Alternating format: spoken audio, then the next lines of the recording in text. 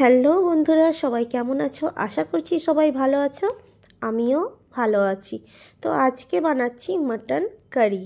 তো চলো, তার জন্য কি কি সামগ্রী লাগছে একটু দেখে নিই। মাটন, ওখানে আছে তোমার শুকনো লঙ্কা, তেজপাতা, ছোটো এলাচ, বড় এলাচ, লং, দারচিনি, গোলমরিচ, গোটা ধনে আর গোটা জিরে আছে। আর তোমার ওখানে ধনের পাতা, এখানে আছে তোমার 4টে রসুন, আর আছে পেঁয়াজ কুচোনো, লঙ্কা কুচোনো, তেল, আদা রসুনের পেস্ট, লবণ আর বাকি যেগুলো গুঁড়ো মশলা থাকে। তো চলো আমরা শুরু করি। তো একটা পাত্রে মাংসগুলোকে নিলাম, নিয়ে তোমার লবণ আর তোমার আদা রসুনের পেস্ট আর তোমার ধনিয়ার পাতা কুচি আর তেল দিয়ে মাংসটাকে ম্যাগনেট করে রেখে দেব। যত ম্যাগনেট থাকবে তত ভালো। তোমরা আধা ঘন্টা রেখে দিবা, আধা ঘন্টা রাখলেই যথেষ্ট। তো আর 4টে চিড়ে কাঁচা লঙ্কা দিলাম। তোমরা কাঁচা লঙ্কাটা দিলে দিতে পারো, তো তখন দিলে দিবা। তো এখানে গুঁড়োর লঙ্কার গুঁড়োর কোনো নাই, একবারে সব রান্নাতে দিব। এখানে এই কয়টা জিনিসই লাগবে তোমার। তো চলো মাংসগুলোকে ভালো করে আমরা মাখিয়ে নিই। আর মাখা থাকলে ভালো, লবণ টবণ সব ঢুকবে ভালো, তেলগুলো ভালো ঢুকবে। তো ম্যাগনেট করা হয়ে গেল। তোমরাও আধা ঘন্টা ধরে রাখবা, না হলেও 20 মিনিট 10 মিনিটও রাখবা। তো গ্যাসে তোমার কড়াইতে বসিয়ে দিলাম। এবার তোমার তেল, আজকে তেলের পরিমাণটা একটু বেশি, কারণ ওখানেও তেল পড়লো এখানেও তেল পড়লো, মাটন তো দেখতেও মস্ত লাগবে। তো সব খাড়া মশলাগুলো দিয়ে দিলাম।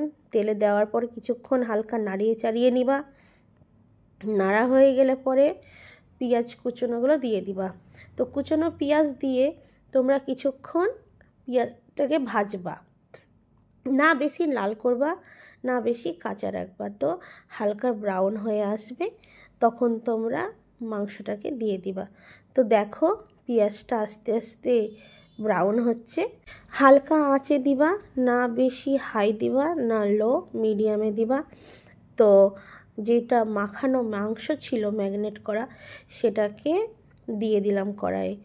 তো এইভাবে নাড়াচাড়া করবা।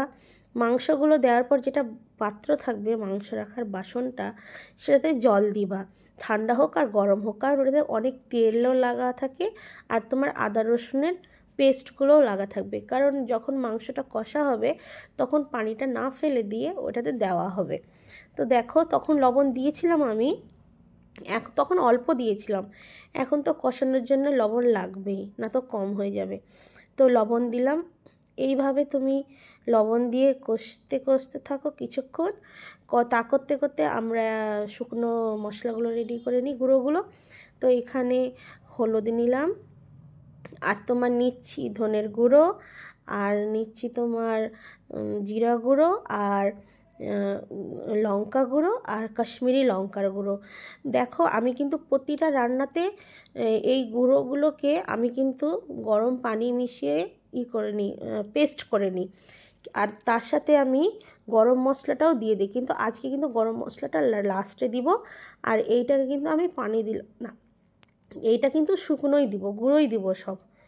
তো মাংসটা তোমার নাড়াচাড়ার পর যেগুলো গুঁড়ো মশলা নিলাম সেগুলোকে এখন এক এক করে দিয়ে, আমি সব একসঙ্গে দিই, আমি এক এক করে দিই না। তো দিয়ে ভালোভাবে কষতে থাকতে হবে। তো মাংস যতই কষবা, মাংস হোক আর যে খাবারই হোক, তাড়াহুড়ো করবা তো সে রান্নার টেস্ট লাগবে না। যত তুমি রান্নাকে টাইম দিবা তত টেস্ট হবে। তো কষার ওপর নির্ভর, তুমি ভালো করে কষবা, তবে তোমার দেখো কত সুন্দর লাগছে মাংস, কালারটা অলরেডি দেখো চলেই এসছে। যেটা 4টে রসুন ছিল ওইটা আমি দিয়ে দিলাম, ঠান্ডা লাগার কারণে আমি রসুনটা দিয়েছি, না তো আমি দিই না। তো দুটো হাজব্যান্ড খাবে, দুটো আমি খাবো। তো আর আমার মেয়ে তো খায় না, রসুন মুখে পড়লে বিরক্ত হয়। তো এইভাবে কষিয়ে নিব। কষানোর পর তোমরাও এইভাবে কষাবা, 20 মিনিট তো তোমাকে কষাতেই হবে। আর যেটা তোমার বাসনটা ছিল মাখিয়ে রেখেছিলাম, ওই পানিটাও কিন্তু আমি এতে দিয়ে দিয়েছি। তো তোমরাও দিয়ে দিবা। আর 4টে ওখানে তোমার লঙ্কা দিয়েছিলাম, 4টে এখানে কাঁচা লঙ্কা দিয়েছি। কাঁচা লঙ্কার ঝাল বেশিক্ষণ থাকে না, কিন্তু গুঁড়ো লঙ্কার ঝালটা মুখে থেকেই যায়। তো মাংসটা দেখো কষা হয়ে গেছে। এবার কিন্তু আমি 3টা সিটি দিব, 3টার বেশি কিন্তু সিটি দিব না। তো প্রেশার কুকারে 3টে সিটির জন্য মাংসগুলোকে দিয়ে দিলাম।